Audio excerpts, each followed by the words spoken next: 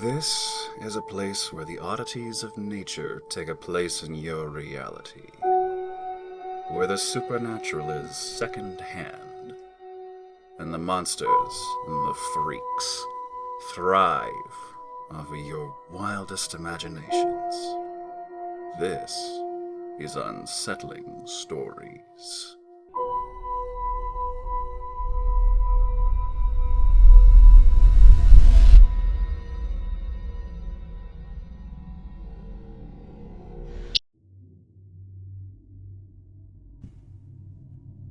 Justine ran into our room around 3 a.m. again, the third time this week.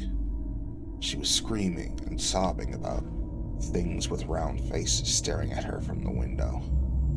I turned on the lamp and looked over at Clara, whose scowl was telling me it was my turn. So, off I went to Justine into her bedroom. No monsters. I kissed her forehead and told her to go back to sleep. Carla headed off to work the next morning and brought Justine to school on the way.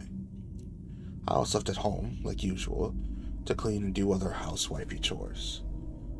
It's not that I particularly minded. Carla makes great money, and we both agreed it'd be good for Justine to have one of her moms around when she was home from school.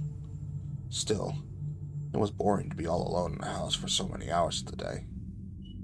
Cleaning like a fiend helped, though. I like to keep the place spotless.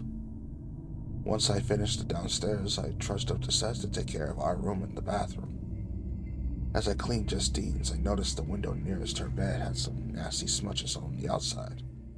Greasy stuff. I took the Windex and leaned out the window and got as much of it as I could. I figured a bird must have hit it or something. When the outside was clean, I closed the window and saw it was still greasy. It took me a second to realize the same stuff was also on the inside. I made a mental note to ask Justine what the hell she was playing with, which I promptly forgot about. The day turned into night. We all had dinner together, watched Mulan for the 20th time, and went to bed.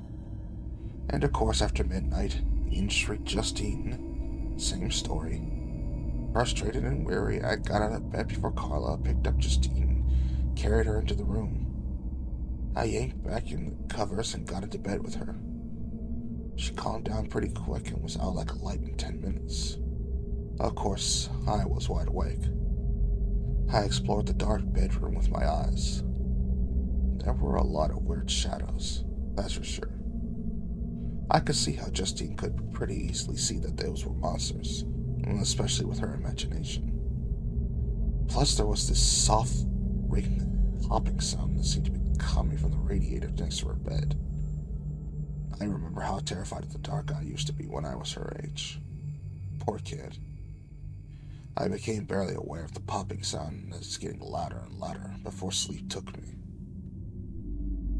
The goddamn birds woke me up at 4:30 the next morning. Right as the sun was starting to come up, Justine was still asleep.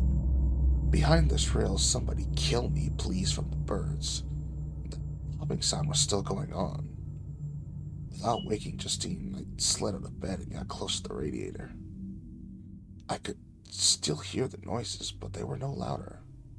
Only when I pressed my ear to the floor did the volume increase.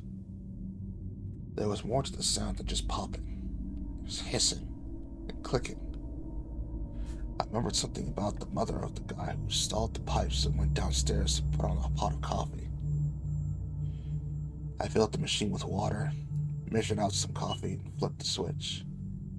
I turned around and grabbed a banana off the counter.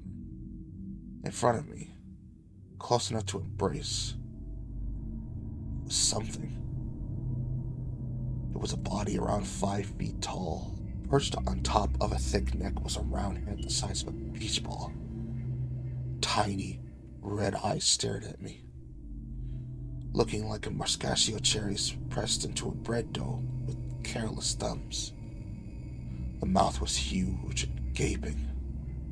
There were no teeth, just raw nubs surrounding rows and rows of purple gums that decreased in size to which each row until disappearing into a void of its 4 ovulated throat. I couldn't move. Before the first second of my scream had elapsed, the creature extruded an oily yellow bubble from the back of its throat. It enveloped my head and shoulders, and I started down its gurgling throat as I howled in terror. The thing moved closer to me, pops and clicks spilling out of its mouth. As my face slid into the maw, everything changed. My eyes opened to the taste of warm pink.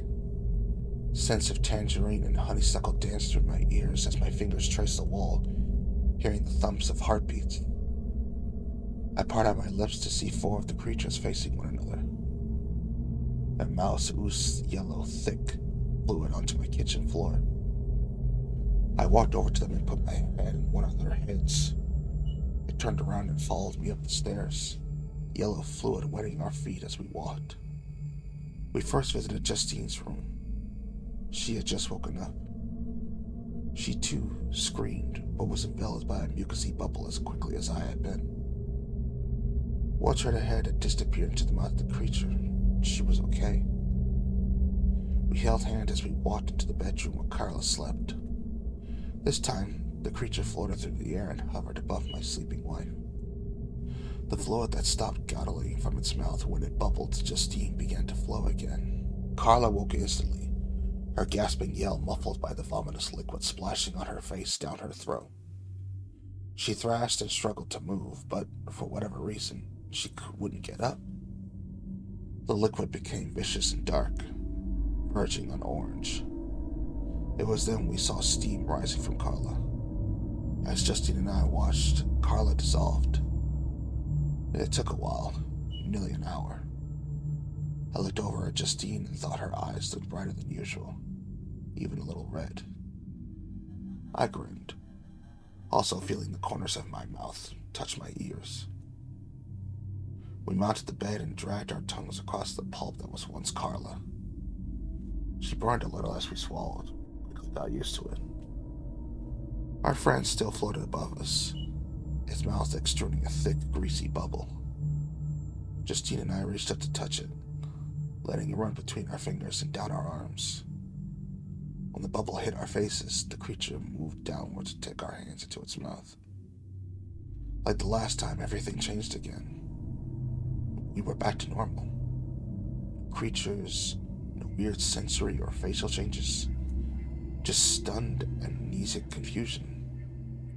Justine immediately fell asleep in my lap. I couldn't imagine what kind of stress she had been under. Same went for me too.